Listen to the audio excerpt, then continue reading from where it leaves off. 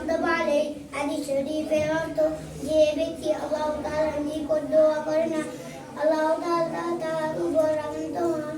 শরীফ আউয়ালু মা ইউহাসাবু বিল আবদু ইয়াউমাল কিয়ামাতিস সালাহ হাদিস শরীফের অর্থ কিয়ামতের দিন সর্বপ্রথম নামাজের হিসাব লইবে। 4 নম্বর হাদিস শরীফ আত-তাওহীদ হাদিস শরীফের অর্থ পবিত্রতা ইবাদতের অর্থ প্রথমে যাবা ধরো তোমার ঈমানকে কাটি করো অল্প আমলে নাজাতের জন্য যথেষ্ট হইবে।